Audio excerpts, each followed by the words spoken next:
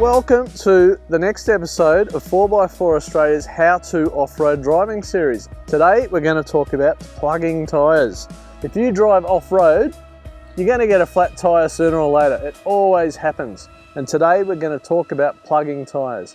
It's only an emergency repair, but it can get you out of strife when you're out in the bush. So we've come across this bloke with a Land Rover and he's got a flat tyre here. He's already taken it off and we've pulled up and we thought we'd give him a hand. So the first thing we need to do is find the culprit.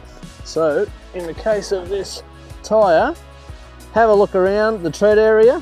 So in this case it's really obvious. There's a metal thing protruding out of the tyre here. First up, we're going to have to inflate this tyre. We're going to leave this in here for now so we can keep some air in the tyre, and that'll make it easier to do the tyre repair. So I've got an air compressor here, my vehicle's just over there, so we can pump this up, and I've got a tyre repair kit. So let's get this puppy re-inflated. So we'll put this on here and re-inflate this tyre, and hopefully it'll hold air with that little piece of steel in there. The more we get in, the easier it's going to be to plug this tyre later on. So let's just go for a bit and wait till it's nice and hard. And I'll show you what's in this tyre repair kit. This is an ARB one. Most of them have the same sort of stuff in there. So your little Allen key, that's for retightening the tool if it comes loose. A set of needle nose or pointy pliers. You got some lubrication which will help you get these tyre plugs through the tyre. Now what we're going to do here is we're going to use this reaming tool. So we'll use the pliers, take out the intrusion, we'll force this through the hole and clean the hole up, and then we're going to feed a plug onto this, and this is the plug insertion tool, and you feed that through there about halfway and force that in and then pull it back out while holding down this sleeve, and that squashes up inside the hole there, and that will seal the tyre, hopefully, the puncture. Now I should add that you can only make a tyre repair like this if the puncture is across the tread face. If it's in the sidewall here, you cannot repair the tyre. The tyre is a goner, so you're going to have to use your spare. But you come up to the shoulder here, you can't really repair it if it's in the shoulder there.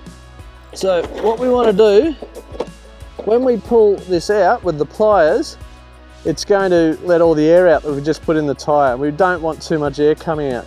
So I'm going to hold this with my knees and I'm going to force this reaming tool in there once I take this out. It's a bit awkward, that one. Whoa, you can hear that.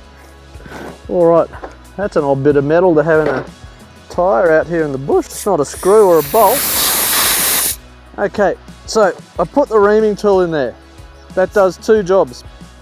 Firstly, it stops the air coming out while I'm getting myself all set up, and also I can clean up this hole because there's all sorts of stuff in there, not just the rubber. There's steel belts, which are basically layers of interwoven wire, and that will make it more difficult unless I clean it up to get the plug in there.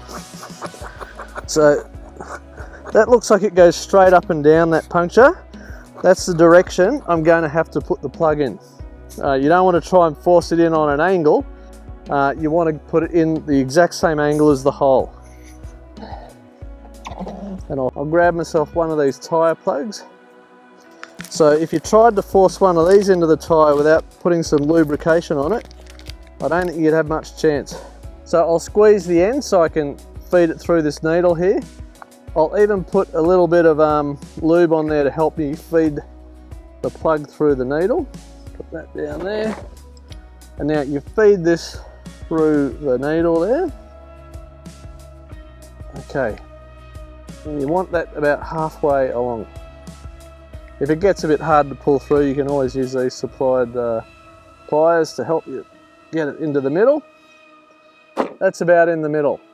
Now I'm going to fold that down as much as possible there, and I'm going to put some more lube on there because that'll make it easier to push through the puncture hole in the tyre. Now I want to do this as quickly as possible again.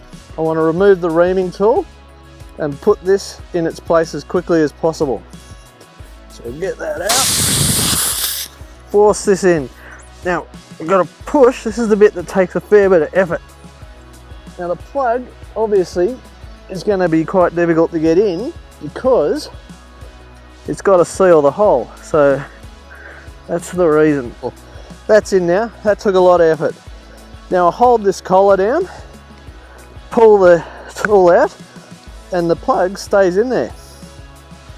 Now what we've got to do is make sure that that repair in there is not leaking. So I'll try and be as COVID safe as possible, but I'm going to spit on here and see if there's any air coming out. There's no air coming out, that's a good plug. Now what you might want to do is trim that off. A little knife is supplied in this tyre repair kit. The reason I trim that off is so when we start going again, it doesn't catch on any rocks or whatever while you start driving off to pull the plug out.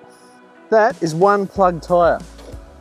Now, I must point out again, this is a good repair, but a temporary repair for off-road driving.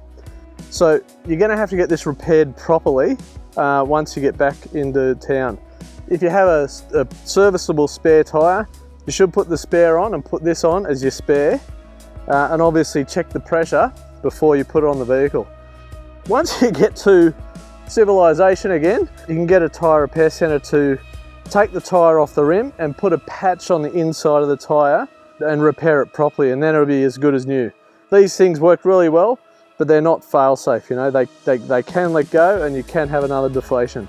But if you're out in the middle of nowhere and you don't have any other options, they're fantastic to get you going again. I never go off-road driving without a tyre repair kit and without an air compressor. I've had that many flat tyres when off-roading. It's absolutely ridiculous. So mostly on standard vehicles with standard tyres. If you run light truck tyres, like all-terrains or mud terrains, as long as they have a light truck construction, they'll be tougher across the tread face and tougher in the sidewall. So you're less likely to get punctures. And also the other thing, I bang on about tyre pressures.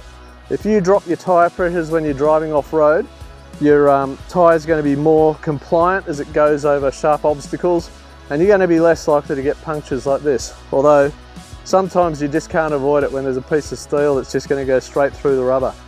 Anyway, we've got this one going. We'll mount it back up on the spare position on the Land Rover, and old mate can be on his way.